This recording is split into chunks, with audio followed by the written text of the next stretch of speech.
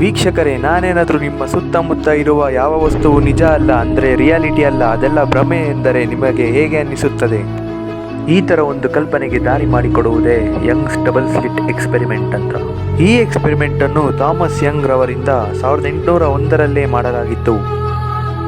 ಈ ಎಕ್ಸ್ಪೆರಿಮೆಂಟ್ ಹೇಳುವ ಸಿದ್ಧಾಂತ ಹೀಗಿದೆ: ನೀವು 2 ಸ್ಲಿಟ್ಟನ್ನು ತಗೊಳ್ಳಿ ಹಾಗೂ ಅದಕ್ಕೆ ಕಂಟಿನ್ಯೂಸ್ ಎಲೆಕ್ಟ್ರಾನ್ಸ್ ಅಥವಾ ಲೇಸರ್ ಲೈಟನ್ನು ಪಾಸ್ ಮಾಡಿ.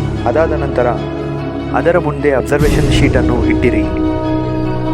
ಆಗ ನಿಮಗೆ ತಿಳಿಯುವುದು, ಎಲೆಕ್ಟ್ರಾನ್ಸನ್ನು ಕಂಟಿನ್ಯೂಸ್ ಆಗಿ ಪಾಸ್ ಮಾಡಿದ್ದಲ್ಲಿ ಎಲೆಕ್ಟ್ರಾನ್ಸ್ ವೇವ್ ರೀತಿಯಲ್ಲಿ ಎಲ್ಲ ಕಡೆಯೂ ಹರಡಿರುತ್ತದೆ.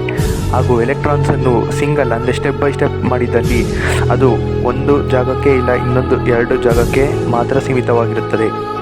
ಹಾಗೂ ಈ ಪ್ರಕ್ರಿಯೆಯನ್ನು ಯಾರಾದರೂ ವೀಕ್ಷಣೆ ಮಾಡೋದ್ರಲ್ಲಿ ಅಥವಾ ಅದನ್ನು ಮೆಷರ್ ಮಾಡೋಕ್ಕೆ ಮುಂದಾದಾಗ ಅದು ತನ್ನ ವೇವ್ ಫಾರ್ಮನ್ನು ಕೊಲ್ಯಾಪ್ಸ್ ಆಗಿ ತನ್ನ ಪಾರ್ಟಿಕಲ್ ನೇಚರಿಗೆ ಬರುತ್ತದೆ. ಈ ಥಿಯರಿಯಿಂದ ಉಂಟಾಗುವ ಪ್ರಶ್ನೆ, ನಾವು ನಿಜಕ್ಕೂ ನೋಡುವ ಪ್ರಪಂಚ ಸತ್ಯವೋ ಇಲ್ಲ ಸುಳ್ಳೋ? ಇದರ ಬಗ್ಗೆ ನಿಮ್ಮ ಅಭಿಪ್ರಾಯವನ್ನು ಕಾಮೆಂಟ್ನಲ್ಲಿ ತಿಳಿಸಿ. ಇದು ಜಸ್ಟಿಸ್ ಟಿವಿ ಕನ್ನಡ. ಸಬ್ಸ್ಕ್ರೈಬ್ ಮಾಡಿ ಹಾಗೂ ಬೆಲ್ ಐಕಾನ್ ಅನ್ನು ಒತ್ತಿ.